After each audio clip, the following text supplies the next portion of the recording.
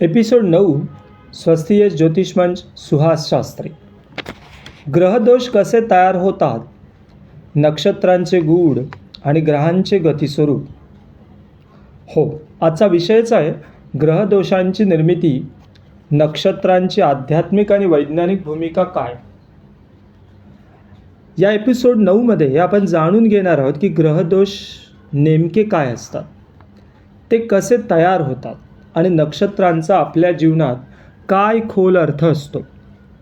खरं तर ग्रहदोष म्हणजे शिक्षा नाही बरं का, ते ऊर्जेचं असंतुलन आहे. बहुतांश लोक समजतात की दोष वाईट फळ, पण खरं तर दोष हे ग्रहांच्या ऊर्जेतील असंतुलन आहे. उदाहरणार्थ, सूर्य जर कमजोर असेल तर आत्मविश्वास कमी असतो. चंद्र जर कमजोर असेल तर भावनिक अस्थिरता येते. गुरु जर नीच असेल तर मार्गदर्शनाची कमतरता त्या जातकाच्या जीवनात आपल्याला आढळते. शनी पीडित असेल तर कर्मफळ कठीण राहतं. राहू केतू जर भ्रमित असतील किंवा दूषित असतील तर त्या व्यक्तीच्या जीवनामध्ये सतत भ्रम, टेन्शन, चिंताच असते. हे दोष आहेत, पण ते ठीक करता येतात. हो, ठीक करता येतात. ग्रहदोष कसे तयार होतात?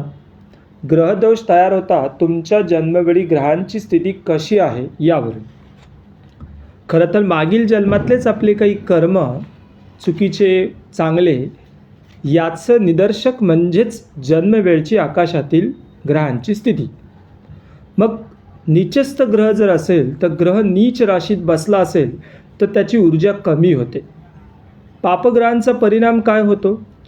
मंगळ, शनी, राहू, केतू यांची दृष्टी जर शुभग्रहावरती पडली तर शुभग्रहाची शक्ती मात्र कमी होते. शत्रू राशीतला ग्रह, जिथे ग्रह आपली ऊर्जा नीट वापरू शकत नाही, म्हणजेच ग्रह शत्रू राशीत पडला. जर अतिउग्र योग असेल तर, जसे की मंगळाचा अतिप्रभाव झाला तर राग येतो त्या व्यक्तीला. शनीचा अतिप्रभाव झाला तर विलंब आणि संघर्ष जातकाच्या जीवनात पाहायला मिळतात. राहूचा जर अतिउग्र प्रभाव झाला तर त्या जातकाचा भ्रम आणि व्यसनाच्या आहारी गेलेला दिसतो. केतूचा प्रभाव हा विरक्तता आणि मन खिन्न करतं.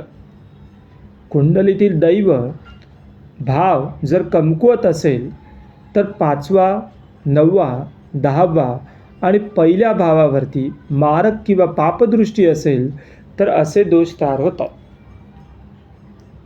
सर्वात सामान्य ग्रहदोष कुठले? मांगलिक दोष, शनी दोष, 7.5चा प्रभाव, राहू केतूचा दोष अर्थात कालसर्पदोष. चंद्रपीडा मानसिक तणाव निर्माण करतं. गुरुचा दोष हा मार्गदर्शक किंवा आर्थिक अडथळे आणतो. शुक्राचा दोष नातेसंबंध किंवा सुखच कमी करून टाकतो. ग्रहदोष म्हणजे भूतकाळातील कर्माचे बीज. ऋषींनी सांगितलंय, ग्रहदोष हे आपल्या कर्माचे आरसे आहेत.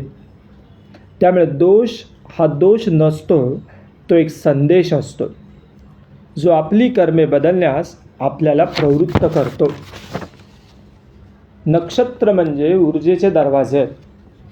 12 राशी हे शरीर आहे आणि 27 नक्षत्र म्हणजे मनाचा DNA. खरं तर नक्षत्र हे तुमच्या ग्रहांना विशिष्ट स्वभाव, प्रवृत्ती आणि दिशा देतात. उदाहरणार्थ, अश्विनी नक्षत्र हे गती, उपचार आणि वेग जातकाच्या जीवनात प्रदान करतात. आणि मृगशीर्ष नक्षत्र हे शोध आणि अस्थिरता. आद्रा नक्षत्र परिवर्तन, रडून शुद्धी करतं हे जातक. रोहिणी नक्षत्र हे सृजन आणि आकर्षणाचं प्रतीक आहे. पूर्व भाद्रपद नक्षत्रामुळे टोकाचं वैराग्य किंवा टोकाची शक्ती ही जातकामध्ये आपल्याला पाहायला मिळते. ज्येष्ठा नक्षत्राचा जातकावरचा प्रभाव हा प्रभुत्व आणि नियंत्रण.